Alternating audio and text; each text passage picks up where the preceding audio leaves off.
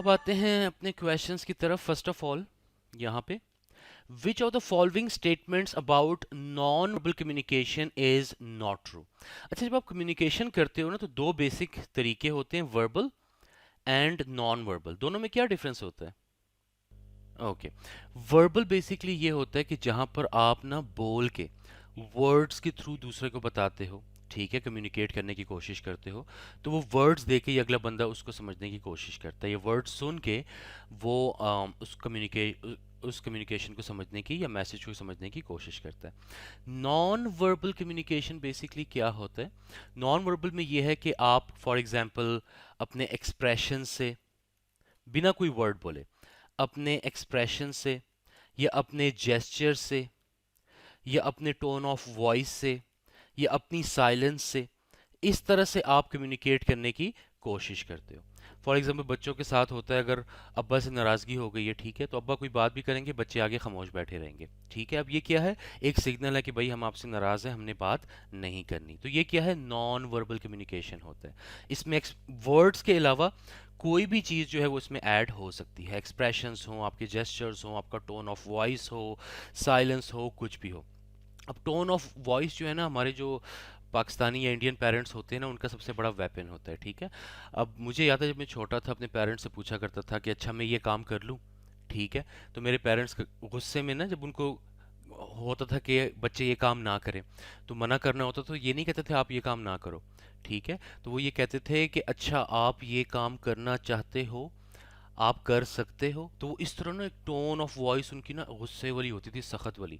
तो हम समझ जाते थे कि भाई वो वर्ड्स में तो कह रहे हैं कि कर लो, लेकिन करने की कोशिश भी ना करना, बहुत पिटाई हो जाएगी। तो ये टोन ऑफ वॉइस बेसिकली क्या होता है? नॉन वर्बल कम्युनिकेशन होता है। Silence, expressions, gestures, hand movements, खड़े होने का अंदाज, ये सारी चीज़ें जो हैं ये आपके नॉन वर्बल कम्युनिकेशन में काउंट होती हैं।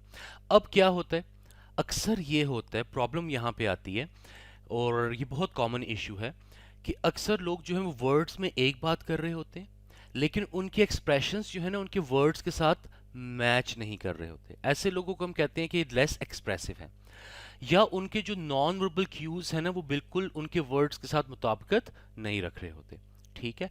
वो कह रहे होंगे मुंह से कि हाँ हम ये काम कर लेंगे, लेकिन वो आपको 10 दफा भी कहे ना कि हाँ हम ये काम कर लेंगे, आपको पता होता है वो ये काम नहीं करेगा। क्यों? क्योंकि उसकी बॉडी लैंग्वेज देख के, उसकी टोन ऑफ वॉइस सुन के आपको लग रहा है कि अच्छा ये काम नहीं करेगा, बेशक वर्ड्स में ये कह भी रहा है।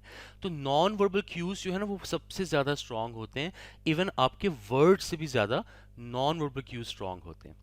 तो अगले बंदे को तभी आपकी बात पे यकीन आएगा। फॉर एग्जाम्पल आप किसी को कह रहे हो अच्छा आपने ये गलती की, आप सॉरी बोलो, फॉर एग्जाम्पल, और अगला बंदा हंसते हंसते सॉरी बोल दे, तो वो सॉरी ना बंदा कभी एक्सेप्ट ही नहीं करता। क्यों? क्योंकि आप मुंह से तो सॉरी बोल रहे हो लेकिन साथ में आप हंस रहे हो, तो मतलब आप सीरियस ही नहीं ले रहे अपनी सॉरी को या अपनी अपॉलॉजी को।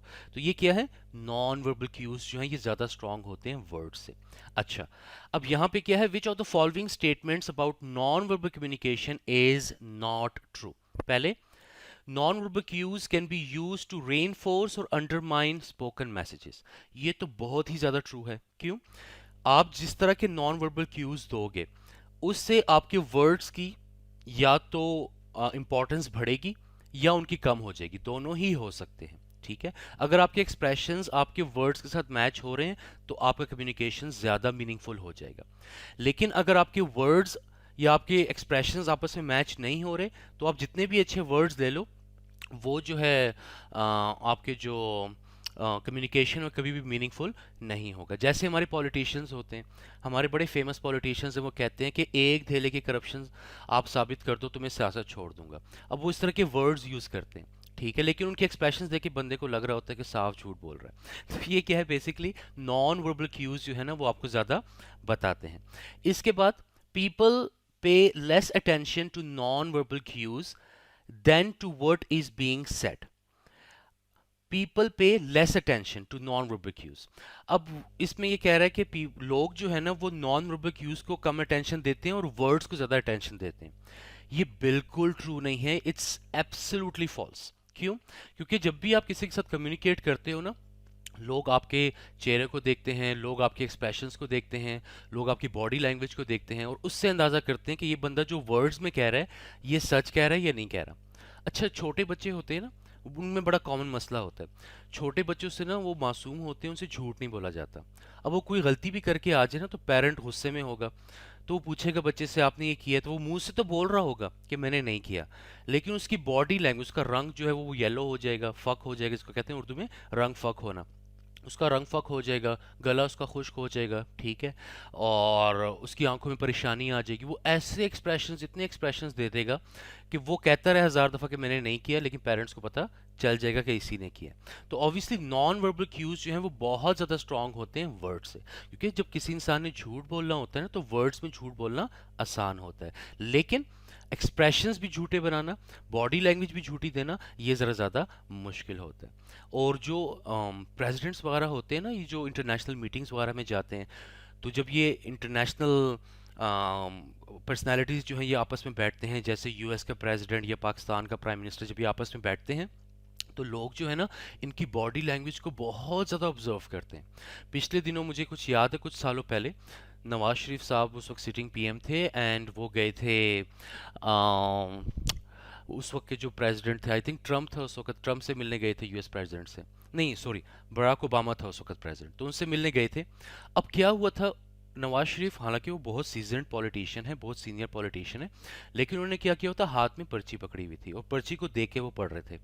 अब लोगों ने इतना उनका मजाक उड़ाया इस बात पे, क्यों? क्योंकि ये कैसा एक कंट्री का पीएम है, एक कंट्री का प्राइम मिनिस्टर है, सबसे बड़ी पोस्ट है इसके पास कंट्री की, और ये दो सेंटेंसेस जो है बिना पर्ची के बोल नहीं सकता। फिर उनका सिटिंग स्टाइल ऐसा था कि ऐसे लग रहा था कि बिल्कुल ही बहुत ही कमज़ोर कंट्री का पीएम है।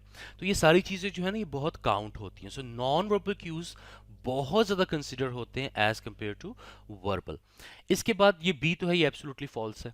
See, non verbal cues include tone of voice and silences, ये तो हम कह चुके हैं कि नॉन वर्बल जो है expressions, gestures, tone of voice and silence सभी काउंट होते हैं। वर्ड्स बोलने के अलावा हर चीज़ जो है वो नॉन वर्बल क्यू होती है, तो ऑब्वियसली ये भी ट्रू है। Non verbal cues are a key source of feedback, yes ये भी ट्रू है। आप एक बंदे के मुंह से क्या वर्ड सुन रहे हो वो मैटर नहीं करता, वो नॉन वर्बली क्या क्यूज दे रहा है वो सबसे ज्यादा मैटर करता है। तो ये डी भी ट्रू है। So B is the incorrect one, it's not true about the non verbal communication. Clear with this?